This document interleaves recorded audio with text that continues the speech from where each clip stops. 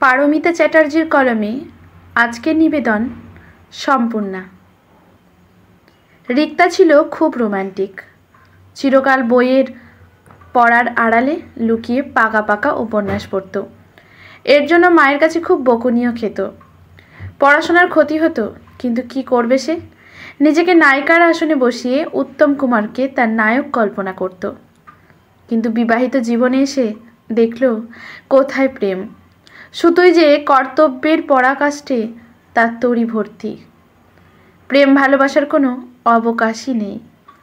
কল্পনার সাথে বাস্তবের এই প্রচণ্ড অমিলে সে ভেঙে পড়েছিল, আর বয়ে নিয়ে চলেছিল তার জীবন তরি। ভালোবাসার অভাবে মনটা শুকিয়ে যেতে লাগলো।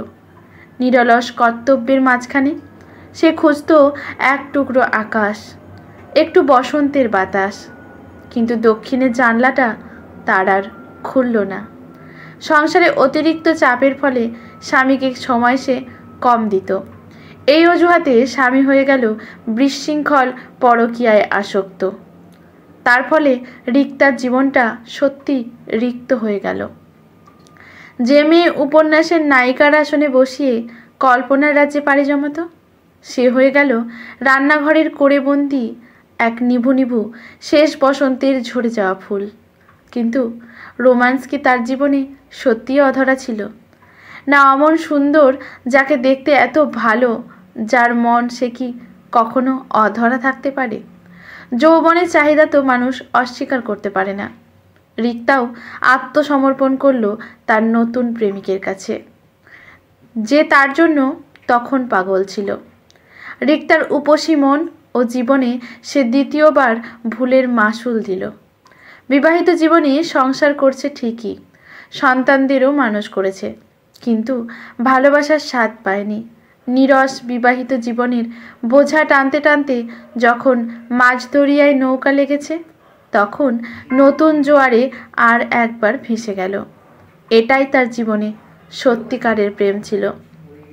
সব মন প্রাণ ঢেলে দিয়েছিল ভালোবাসার জন্য। কোনো সামাজিক বাধাকেই মানতে রাজি ছিল না সে। কিন্তু সেখানেও বাদ সাধল তার স্বামী ইন্দ্র। জোর করে স্বামিত্বের অধিকার খাটিয়ে তাকে তৃতীয়বার মা হতে বাধ্য করে। অভিমানে ছিটকে সরে যায় তার ভালোবাসা। তাকে বলে, তোমার তো স্বামীর সাথে ভালোই সম্পর্ক আছে, তবে আমাকে নিয়ে খেললে কেন? সত্যি এ কথার কোনো উত্তর সেদিন রিক্তার কাছে ছিল না। প্রচণ্ড হতাশায় সে ডিভোর্স ফাইল করল। ততদিনে সে এক পুত্র সন্তানের মা হয়েছে। সেই সাথে নিজের কোয়ালিফিকেশনটা বাড়িয়ে নিয়ে শান্তিনিকেতনে একটি স্কুলে পড়াবার সুযোগ পেয়ে যায়। অত সহজেই কি ডিভোর্স দেয় ইন্দ্র? কিন্তু তার দুই মেয়ে মায়ের দুপাশে দাঁড়িয়েছিল। ডিভোর্স পেয়ে যায়, কিন্তু মাসে দুবার ইন্দ্র তার ছেলেকে দেখতে যাবে, এই কথা ঠিক হয়। তার দুই মেয়ে আস্তে আস্তে দাঁড়িয়ে যায়, ছেলেও বড় হতে থাকে। রিক্তা এখন একা থাকে, একটা এনজিওতে কাজ করে। মেয়েরা তার বড় ভালো। মায়ের জীবনকে দুঃখের অন্তর দিয়ে অনুভব করেছিল নিজেরাই। ছোট ভাইয়ের ভার সব তুলে নিয়েছিল নিজেদের কাঁধে। বাবাকেও দেখত, কর্তব্য পালন করত। কিন্তু ছুটি কাটাতে মা ভাইয়ের কাছে বেড়াতে আসতো। আজ এতদিন পর হঠাৎ সুরজিৎ জানিয়েছে সে আসছে। কিন্তু যেদিন সে জেনেছিল রিক্তা মা হতে চলেছে, সেই দিন থেকে সে রিক্তার কাছে নিজেকে একদম সরিয়ে নিয়েছিল। আজ তবে কেন? রিক্তার কোনো কথা শুনতে চায়নি। তবে আজ কেন? সুরজিৎ অনেক ওপরে উঠে গিয়েছিল, নামকরা অভিনেতা সে তখন। তার দুদিকে বহু মানুষের আনাগোনা। সেখানে রিক্তা নামের সাধারণ মেয়েটা একেবারে হারিয়ে গিয়েছিল। রিক্তা এখন একটা এনজিওতে কাজ করে। তাছাড়া সকালের দিকে স্কুলে পড়ায়, বাড়িতে গান শেখায়।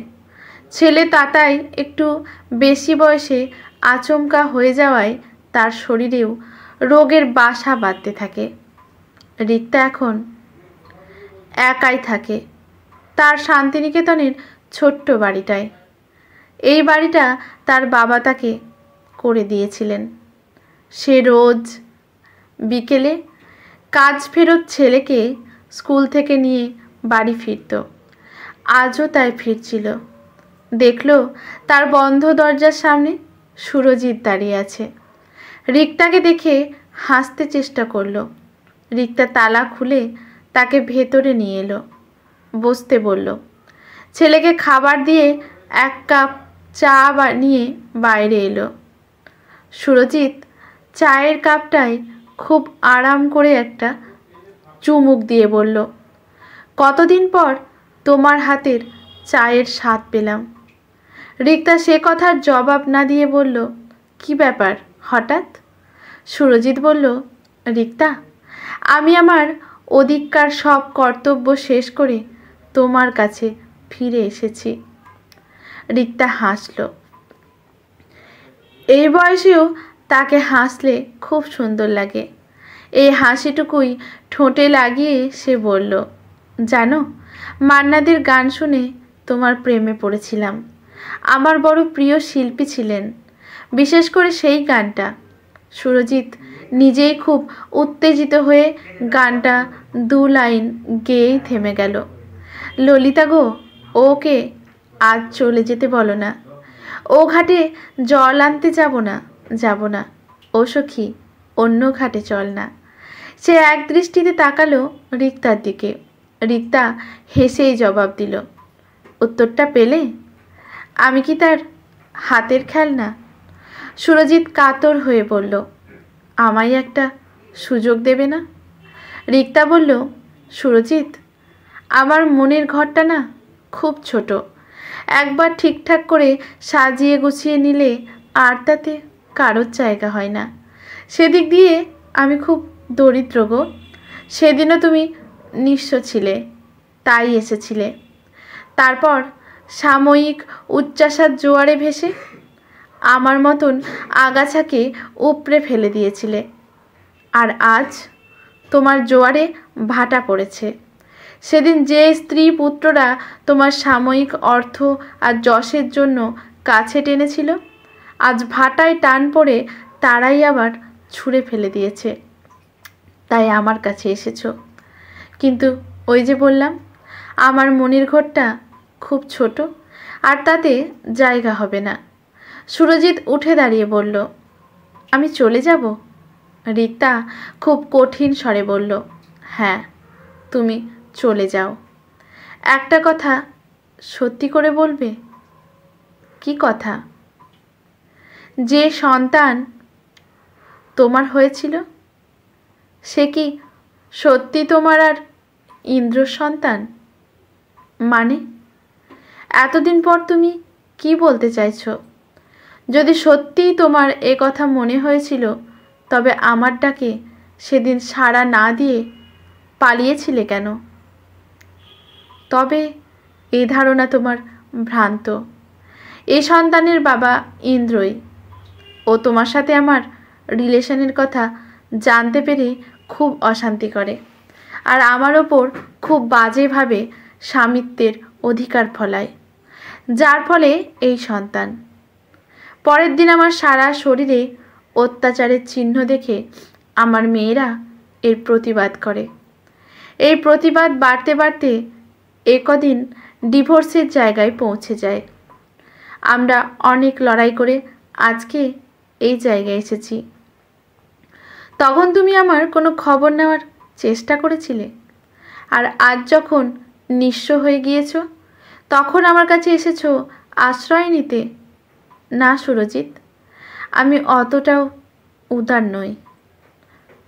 সুরজিৎ টলতে টলতে বেরিয়ে গেল।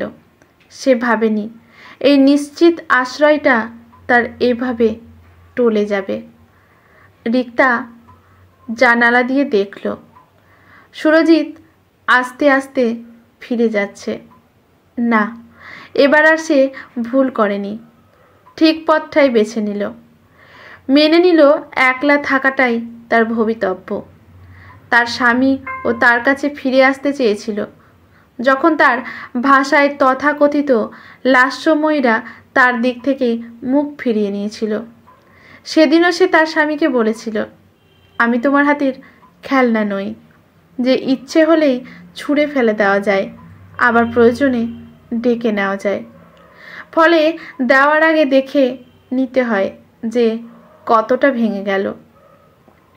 আর আজ সুরজিৎকেও সে একই কথা বলল। চোখের কোলটা কি একটু ভেজা ভেজা লাগছে? না, ও কিছু নয়, কিছু পড়েছে বোধহয়। তার জীবনের পথটাই একলা চলার জন্য, তাই একলাই সে হাঁটবে। আর একলাই বা বলছে কেন? তার ফুলের মতো 3 সন্তান আছে, তবে আর কি চাই? রিক্তার আদম্য পরিশ্রম, তার 2 মেয়ে সুপ্রতিষ্ঠিত, স্বনির্ভর। তারা মায়ের কোনো অভাব রাখেনি। মায়ের প্রতি তাদের শ্রদ্ধা বিন্দু মাত্র কমে যায়নি। তবে চলতে বাধা কোথায়? একজন পুরুষ সঙ্গী ছাড়া মেয়েরা কি চলতে পারে না? এই ভ্রান্ত ধারণা থেকে রিক্তা বেরিয়ে এসেছে। সুরজিৎকে সে সত্যি ভালোবেসেছিল, সমস্ত মন প্রাণ দিয়ে। তবু কিন্তু আজ তাকে ক্ষমা করতে পারল না। তার পৃথিবী, তার সন্তানেরা, সেখানে সে কি জবাব দেবে? না, তার চেয়ে এই ভালো। ভাগ্যিস সে দুর্বল হয়ে পড়েনি। কিছুক্ষণের মধ্যে মুখ হাত ধুয়ে 1 কাপ চা নিয়ে ছেলেকে পড়াতে বসল। একটু পরেই 2 মিনিট পরপর ফোন আসলো। মা কেমন আছো? ভাই কেমন আছে?